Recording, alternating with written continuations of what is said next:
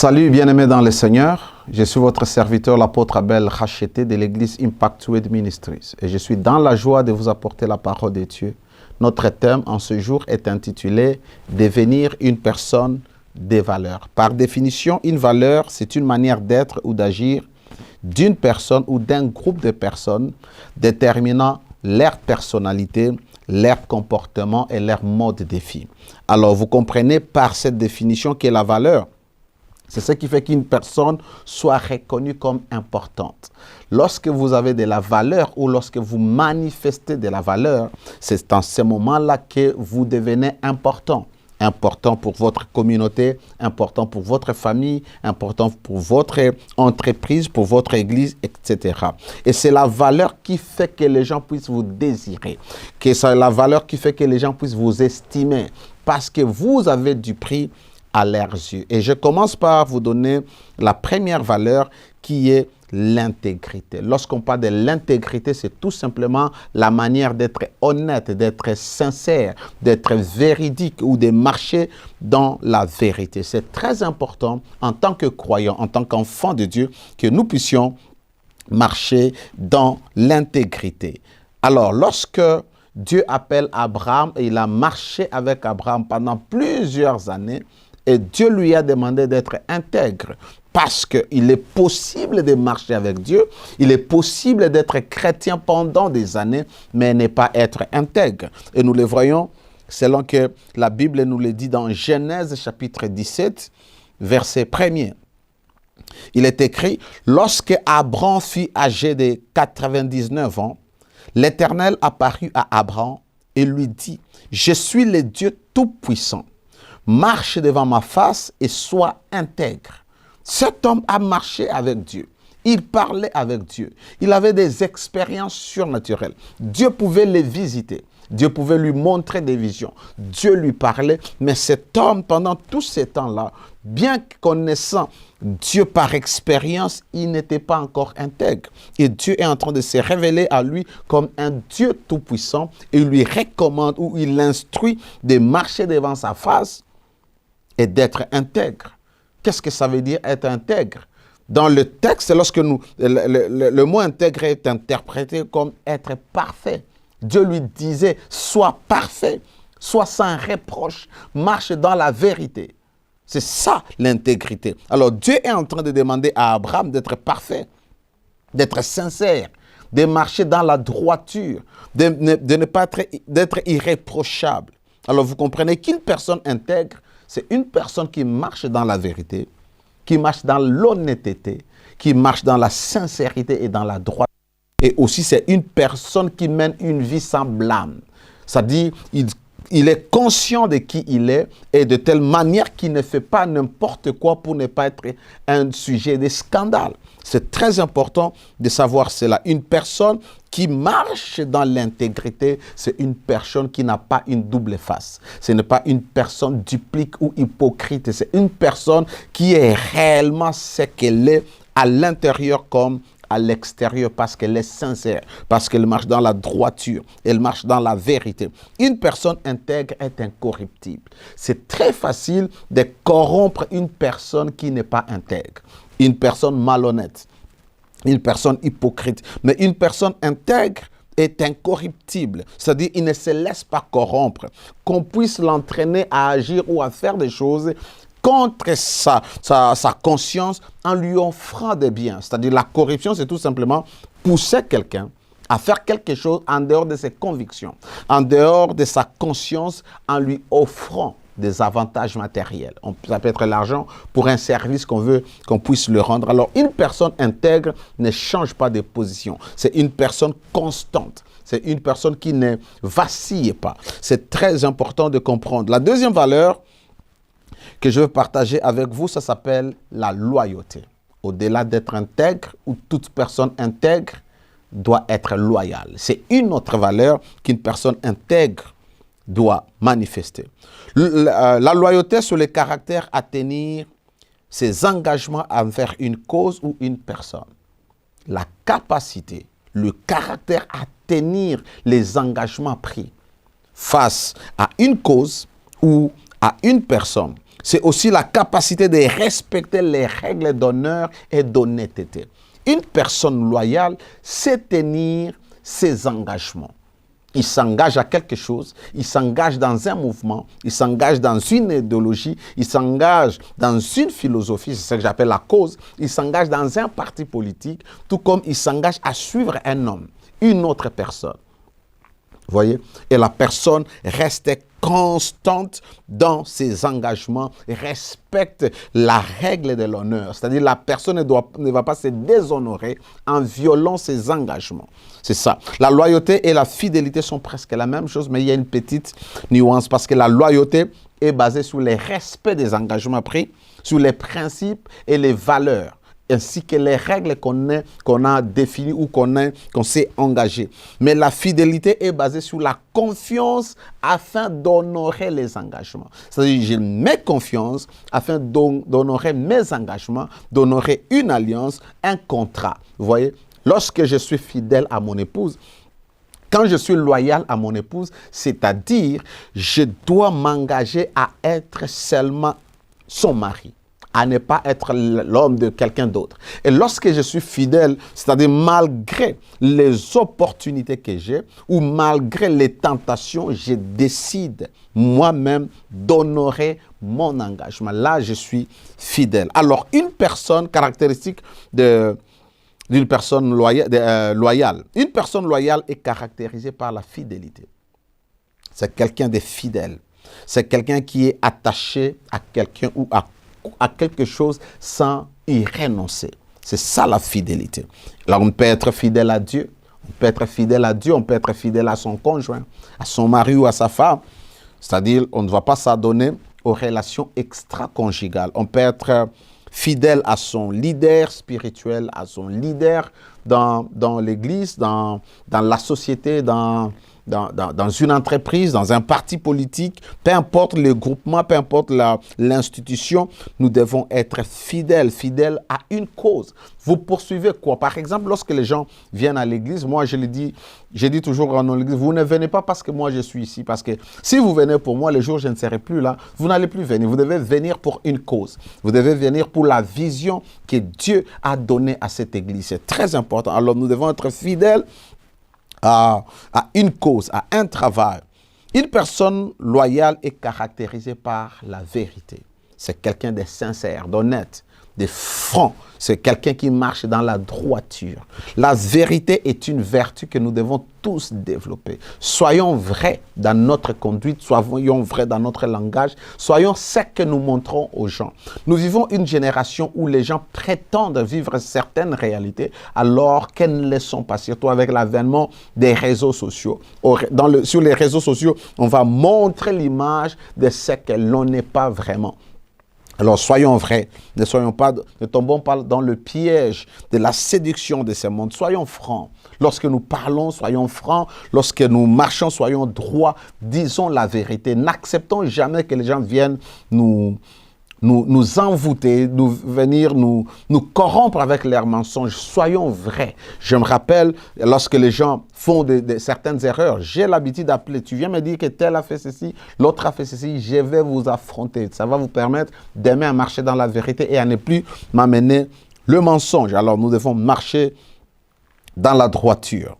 Troisième caractéristique d'une personne loyale, c'est qu'une personne loyale est caractérisée par le dévouement. Le dévouement, c'est tout simplement l'action de sacrifier sa vie, de sacrifier ses intérêts à quelqu'un d'autre ou pour une cause. Vous voyez, c'est la disposition aussi à servir et à suivre avec constance. Une personne loyale est prête à sacrifier ses intérêts pour l'avancement de quelque chose, pour la réussite d'une autre personne. C'est très important de comprendre que nous devons aussi développer la loyauté, qui est cette caractéristique à nous pousser à pas tout simplement suivre nos propres intérêts. Malheureusement, nous sommes dans une société où les gens cherchent d'abord leurs intérêts. Même quand l'on vient à l'église, on cherche d'abord ses intérêts et pas les intérêts de Dieu, pas pour que la vision que Dieu a donnée à son serviteur ou à sa servante puisse aller. C'est pourquoi il est même difficile de voir les gens d'une église partager, faire la promotion de leur page Facebook, poster les vidéos des prédications de leur église. Ils sont contents. Et ce n'est pas mauvais de partager toute autre chose, sauf les choses dans leur église. Parce qu'ils ne viennent pas pour d'abord faire avancer les choses, mais pour eux-mêmes. Dans une société, dans une organisation, c'est pareil. Nous devons accepter à abandonner de fois nos propres intérêts pour les intérêts des autres. D'ailleurs, l'apôtre Paul, dans Philippiens, nous encourage. Au lieu de considérer nos propres intérêts, considérons aussi ces deux autres. Alors, c'est très important. Je disais, c'est la disposition à servir. Une personne loyale est capable de rendre service, de se donner corps, âme, esprit et de suivre une cause, de suivre une personne avec constance. Peu importe les obstacles, peu importe les sacrifices, la personne doit s'attacher parce que la loyauté détermine ou est déterminée par l'attachement, la constance, la résilience. Même s'il y a les obstacles, on va les surmonter. Même s'il y a des difficultés, on doit le surmonter. Et c'est ça le sens même du sacrifice. Alors, je vais vous parler de quelques cas bibliques, comme nous sommes à la télé, il n'y a pas moyen de lire tous les passages. Alors ici, je vais parler de quelques personnes, mais je vous donne les versets, vous lisez à la maison. La première personne, nous voyons la loyauté de Josué à Moïse. Lorsque nous lisons Josué chapitre, nous lisons plutôt Exode chapitre 24, verset 13, on nous parle de Josué qui était serviteur de Moïse. Et nous voyons que Josué a hérité même le ministère de Moïse à cause de la loyauté. C'était un enfant qui ne quittait pas, un jeune qui ne quittait pas Moïse. Moïse, quand il allait à la montagne, il était avec lui. Moïse pouvait lui faire confiance et lui envoyer faire des expéditions, faire des guerres, mais engager la guerre. Mais ce jeune homme était toujours loyal. La deuxième personne qui était loyale, c'était Jonathan, qui était loyal à David. 1 Samuel chapitre 20, verset 14 à 17, et puis verset 42, nous voyons, c'est l'histoire de Jonathan et David qui vont conclure une alliance et qui sont en train de se faire des pactes, qui se promettent des choses afin de rester fidèles. Quand bien même l'un d'entre eux va mourir, l'autre ne trahira jamais l'alliance, ne trahira jamais l'engagement qu'ils se sont pris. Alors, ils se sont donné l'engagement de se protéger, de ne pas faire disparaître leur nom. Et d'ailleurs, c'est Jonathan qui demandait cela à David, sachant que David avait déjà reçu l'onction de Dieu et qu'il était qualifié pour être roi. Ils ont conclu une alliance. Et David a respecté cette alliance. Il a respecté toute la maison de David. Et nous voyons que dans 2 Samuel chapitre 9, verset 1 à 13, c'est David qui est en train de vouloir faire du bien à l'un des fils de Jonathan qui s'appelle Mephibosheth, qui était un handicapé. Vous voyez, mais il a manifesté sa bienveillance envers Mephibosheth, qui était le fils de Jonathan. Pourquoi? À cause de l'alliance. David était loyal à ses engagements, loyal à Dieu. Quand bien même il pouvait pécher, quand bien même il pouvait se sentir faible, mais il demeurait toujours loyal. Nous devons être loyaux comme David l'a été à Jonathan, même après sa mort. Troisième exemple, c'est l'exemple d'Élisée qui était loyal à Élie. 2 Rois chapitre 2, versets 1 à 12, nous voyons la poursuite, c'était les derniers moments du prophète Élie. Et Élisée, qui était son disciple, qui était comme son enfant, devait marcher après lui pour recevoir l'onction ou les mandats pour continuer l'œuvre qu'Élie avait commencée. Et nous voyons comment est-ce qu'il était attaché à Élie. Quand bien même il y avait des obstacles, et le premier obstacle, c'était Élie lui-même, qui les décourageait, qui les chassait, qui lui disait, ne me suis pas là où je suis en train de partir. Mais il disait, aussi longtemps que ton âme est vivante, tant que tu es vivant et que ton Dieu est vivant, je ne peux jamais t'abandonner, je vais te suivre jusqu'à la fin. Il a été découragé par son propre mentor. Il a été découragé par la compagnie des fils des prophètes qui lui disaient, ça ne sert à rien de poursuivre ton maître parce qu'il te sera enlevé aujourd'hui. Mais il leur disait toujours, taisez-vous, je le sais. Et il continuait à suivre Élie. Et nous connaissons au-delà de Jourdain comment est-ce que Élie est monté au ciel et comment est-ce que Élisée a reçu le manteau d'Élie pour conduire ou continuer le ministère prophétique d'Élie. C'est très important d'être loyal. Pourquoi? Parce que la loyauté vous positionne afin que vous puissiez recevoir les grandes bénédictions, les grandes percées, les grandes ouvertures et même l'héritage. Vous voyez, l'autre personne que j'appelle toujours une femme d'une loyauté exemplaire. Dans la Bible, il y a des exemples de loyauté, mais cette femme était particulière. Et cette femme, c'est Ruth qui était fidèle ou loyale à Naomi. Ruth, chapitre 1er, versets 6 à 17. Une femme exceptionnelle. Une femme qui n'a pas d'histoire. Nous connaissons tout simplement qu'elle est venue d'une famille maudite, d'une famille issue de l'inceste. Elle était moabite. Alors Naomi, nous connaissons l'histoire, est partie avec son mari dans le territoire de Moab à cause de la famine qui était dans leur pays. Et là, le fils de Naomi, le mari de Naomi est mort, ainsi que ses deux fils. Mais ces deux fils étaient déjà mariés. Il y avait Ruth et sa compagne. Maintenant, lorsque Naomi a pris la décision de rentrer à Bethléem, rentrer dans son pays, dans sa ville, Ruth a continué à suivre Naomi. Naomi lui a insisté qu'elle devrait rester, qu'elle n'avait pas intérêt de la suivre parce qu'elle était déjà vieille. Et même si Dieu la rendait encore féconde, elle ne pouvait plus donner un enfant qui va atteindre l'âge de la maturité pour lui donner à Ruth. Et Ruth a dit, je ne te laisse pas, seule la mort va me séparer de toi. Les personnes qui sont véritablement loyales se séparent de leurs engagements ou des personnes qu'ils suivent ou qu'ils soutiennent. C'est seulement lorsque la mort les sépare ou lorsque les gens quittent la voie qu'ils poursuivaient. Vous voyez, Naomi a eu Ruth comme une fille, une belle fille loyale. Vous voyez, et ainsi elle a dit, ton peuple sera mon peuple et ton Dieu sera mon Dieu. Nous connaissons l'histoire, comment est-ce que Ruth est entrée même dans la lignée des pères, des ancêtres de Jésus. Vous voyez, pourquoi? À cause de la loyauté. Elle s'est attachée à Naomi. Elle l'a servi, elle l'a poursuivi avec constance, malgré les découragements, malgré les difficultés, malgré qu'elle était maudite, mais elle a accepté de poursuivre Naomi et Dieu a changé sa vie.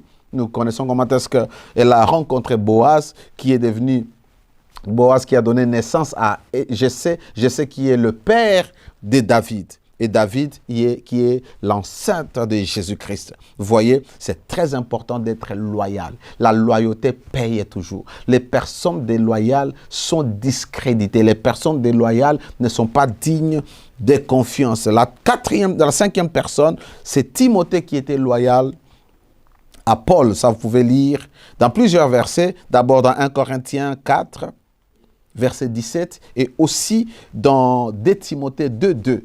Cet homme était capable de suivre à la loupe la vie de Paul. Et Paul a légué même son enseignement, son ministère à Timothée parce qu'il était loyal. Nous devons être des personnes d'une grande loyauté. Une personne loyale et fiable, c'est-à-dire digne de confiance. Je vais retourner sur ça, sur un autre point. Alors, vous voyez, une personne loyale est qualifiée à être leader, à remplacer même son leader.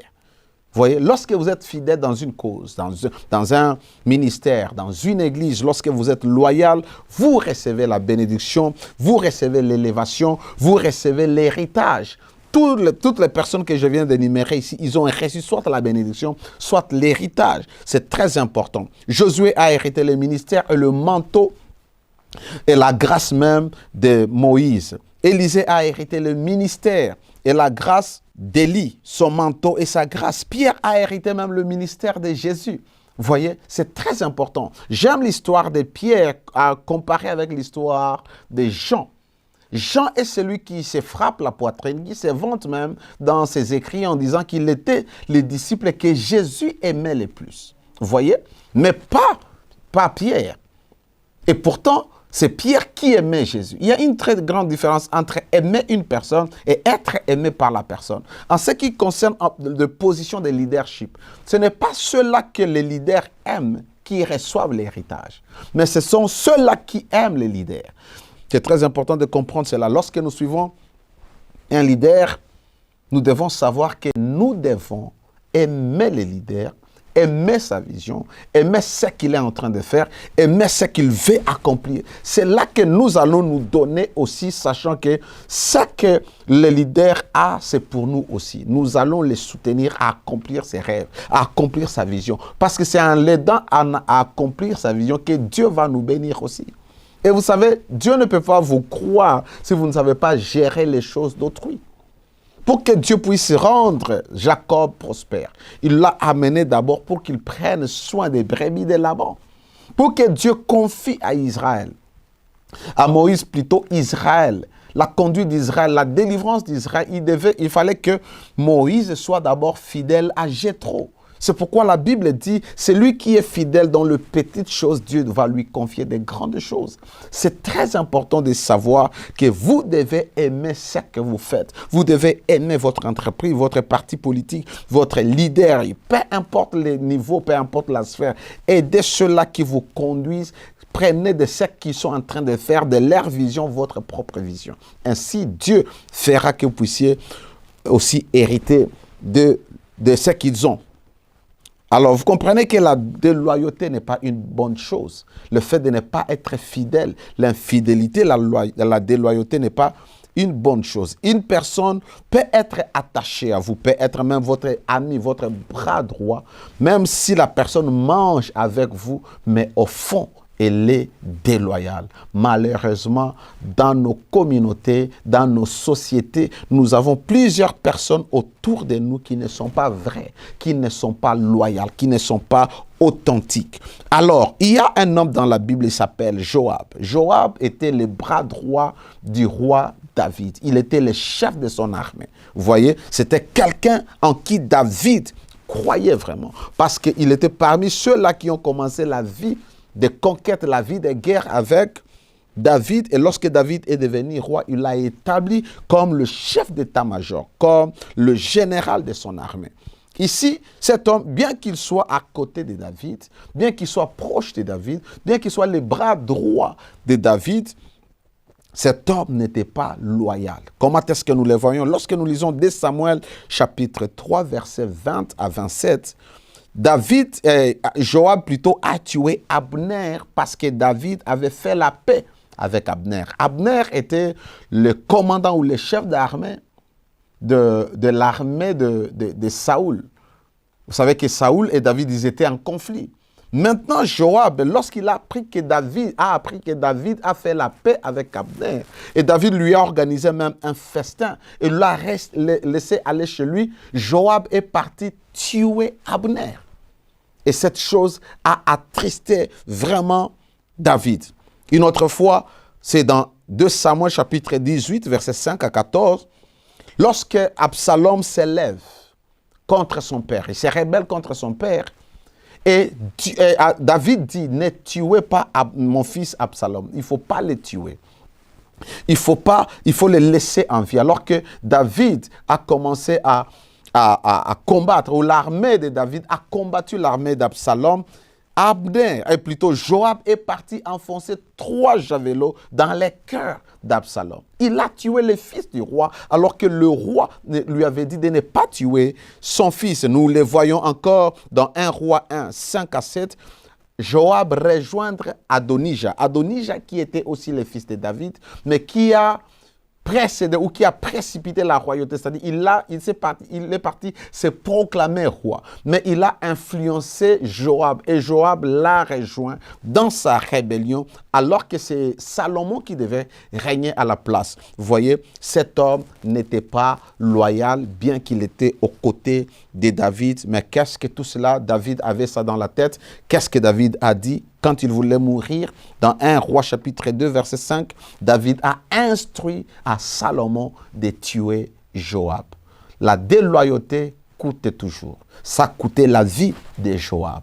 Et les autres qui étaient loyaux, ils ont bénéficié comme je les avais dit. Alors, je vais rapidement, avant de terminer, donner quelques caractéristiques d'une personne déloyale. Lorsqu'une personne est à côté de vous et n'est pas fidèle, elle n'est pas loyale, vous devez voir les indices. La première chose, c'est qu'elle est hypocrite, elle est infidèle, elle est malhonnête et n'obéit jamais. Vous êtes leader, vous donnez des instructions. Une personne qui s'oppose toujours, c'est une personne déloyale.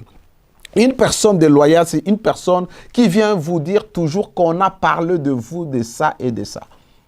Mais quand on parle de moi, où est-ce que toi tu étais? Qu'est-ce que toi tu faisais? C'est-à-dire tu étais dans la compagnie de ceux-là qui m'ont critiqué. C'est une personne déloyale. Une personne déloyale ne croira jamais en vous. Il va toujours murmurer contre vous. Il va toujours vous critiquer. Lorsque vous êtes en train de faire de bonnes choses, de bonnes actions, vous travaillez bien, la personne sera toujours en train de mépriser ce que vous faites. Non, regarde ce qu'elle fait. Ce qu'elle fait, ce n'est pas bien. Tout ça, c'est parce que la personne n'est pas loyale. Une personne déloyale et manipulatrice et séductrice, c'est-à-dire elle dit toujours ne fais pas confiance au leader, ne fais pas confiance à telle personne. C'est une personne qui manipule les gens afin de garder leur cœur.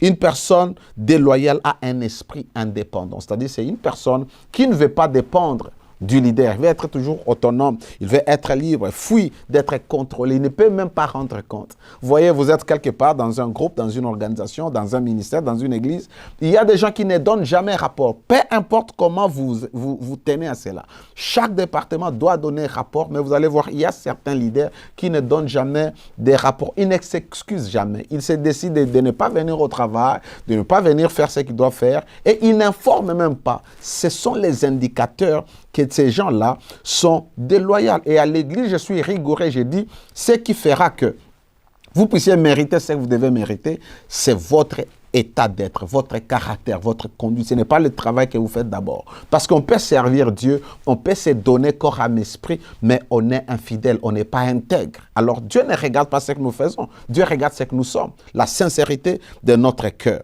Voyez, une personne déloyale n'a pas un esprit enseignable. C'est quelqu'un qui ne peut pas recevoir. C'est quelqu'un à qui on ne peut plus ajouter des choses. Elle connaît tout. C'est une personne déloyale. Une personne déloyale présente toujours des excuses. Nous allons retraite. Oh, moi, j'ai un programme au travail. Nous avons ceci. Moi, je vais être en famille. C'est quelqu'un qui a toujours des excuses. Alors, en tant que leader, vous devez observer ces éléments autour de vous. C'est une personne qui provoque les querelles, les divisions, la haine, le mépris, les murmures et la rébellion. Il entraîne les autres à se révolter comme l'autorité établie. C'est une personne qui trahit la confiance reçue.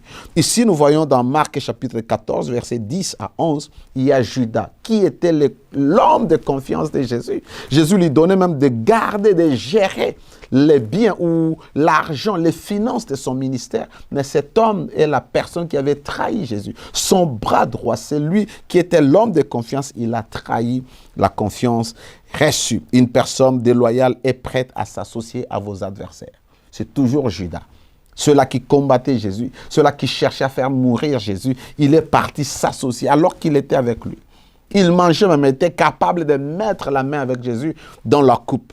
Ça, vous le trouvez dans Jean, chapitre 13, verset 21. Vous allez jusqu'à verset 27. Alors nous voyons Judas allait s'associer avec les principaux sacrificateurs, les gens qui voulaient la tête de Jésus. Mais celui-ci qui était son disciple, celui qui gardait même les finances. Vous savez que les finances ne sont pas gardées par n'importe qui. Même dans nos familles, vous ne prenez pas votre argent donné à votre enfant. Vous donnez votre argent à votre femme, vous donnez votre argent à votre banquier. Vous voyez, celui qui garde la caisse d'une entreprise, c'est une personne de confiance. Mais cet homme a trahi Jésus. Il s'est associé avec ses adversaires. Une personne déloyale fait de sa maison un lieu de critique.